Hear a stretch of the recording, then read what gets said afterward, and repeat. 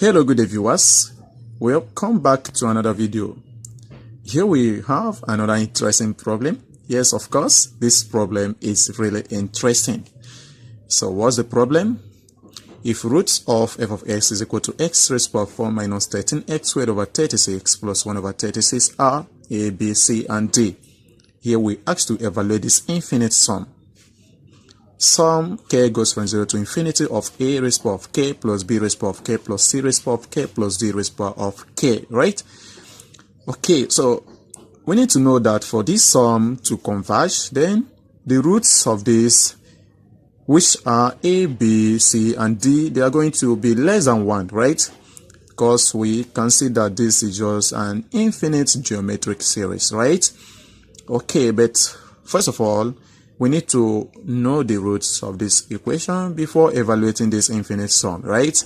So for us to find the roots of this, we're going to equate this to be 0, right? Okay, so let us find the roots. So we're going to let x to the power of 4 minus 13x squared over 36 plus 1 over 36 to be equal to 0, right? So let us multiply the whole of the term both from the left and the right hand side by 36. So we're going to have 36 x raised to the power of 4 minus 13x squared plus 1. This is equal to 0 times 36, which is 0. So I think this is factorizable, right? So we're going to factorize, but let us rewrite the left hand side as follows: 36x to the power of 4 minus 9x squared minus 4x squared, right? Then plus 1, this is equal to 0. So from here, we have a common factor, which is 9x squared. So here we have 9x squared into bracket. We're going to have 4x squared, right? Then minus 1. So here common factor is negative 1. Then we're going to have 4x squared minus 1, the whole of this equals 0.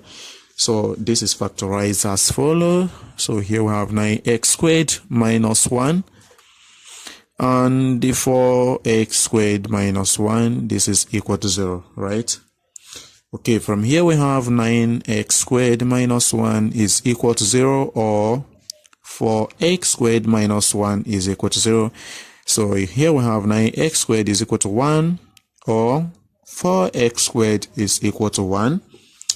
So from here we have to divide both sides by 9 and from this side by 4. So we have x squared is equal to 1 over 9, or x squared is equal to 1 over 4.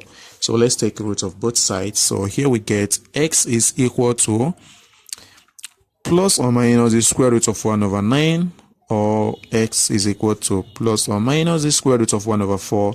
So from here we get x is equal to plus or minus 1 over 3, or x is equal to plus or minus 1 over 2. Cool. Okay, now what about the sum we asked to evaluate? So let's get back to that. So the sum is as follows. K goes from 0 to infinity of a to the power of k plus b to the power of k plus c to the power of k plus d to the power of k. So we can split this sum as follows. Sum k goes from 0 to infinity of a raised to the power of k plus sum k goes from 0 to infinity of b raised to the power of k plus sum k goes from 0 to infinity of c raised to the power of k plus sum k goes from 0 to infinity of d raised to the power of k, right? So just like I told you guys earlier, this is an infinite geometric series, right? So this sum, let us take one part first. We all know that this whole sum are still the same infinite geometric series, right? So the value of one part is the same as the value of this in terms of b, but they are going to, according to the roots are not equal, right? So but we all know that the way the value of this will look is the same way as the follows, right? So if k is equal to 0, so we get a raised to the power of 0, which is 1, plus k is equal to 1, we get a plus a squared plus a cubed plus dot dot dot dot and so on, right? So we're going to make use of that infinite geometric series formula, which is a all over 1 minus the common ratio. A here is the first term, and here common ratio is the common ratio here, which is r, right? So we all know that the absolute value of r must be less than 1 for this to converge, right?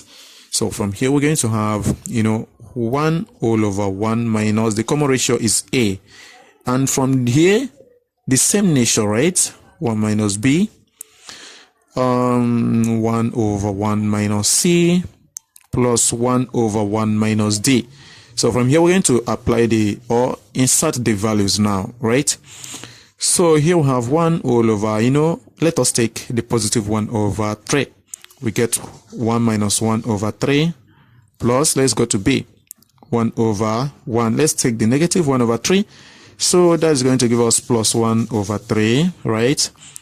Then plus, let's go to this 1 over 1 minus 1 over 2. That is a positive 1 over 2. And here plus 1 over the negative 1 over 2. That gives 1 plus 1 over 2. Okay, we're trying to simplify now. So this is going to be equal to, from down here, 1 minus 1 all over 3 is going to give us 2 over 3, right? And this is just like the reciprocal of 2 all over 3, if I'm not mistaken, right? Okay, so we're going to have 3 over 2. Yes, then plus, let's go to this. Wow. So from here, 1 plus 1 over 3, that is going to give us 4 over 3.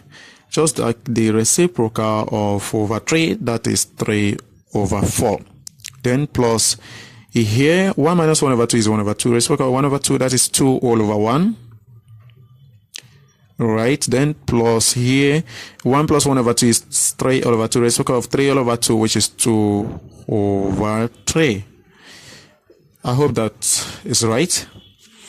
So here we have 1 all over 3 over 2, which is 2 over 3, right? So here we have 2 over 3. So here we're going to simplify. The whole of this, the LCM is 12. Okay. So 12 divided by 2 is 6. 6 times 3, that is 18. Plus 12 divided by 4 is 3. 3 times 3 is 9. Plus 12 divided by 1, that is 12. 12 times 2 is 24. Then plus 12 divided by 3 is 4. 4 times 2 is 8. So we're going to add all of this together, right? Okay, now let's take it like this. 18 plus 8, that is 26, right? And here 26 plus 24, that is going to go as 50, and 50 plus 9, that is 59. So here we have 59 over 12, right? And this is the right answer. So now we can go back and equate this. So the sum gives 59 over 12, and this is the right answer. Thank you for watching. Please kindly subscribe to my channel. Also like, comment and share. Bye bye.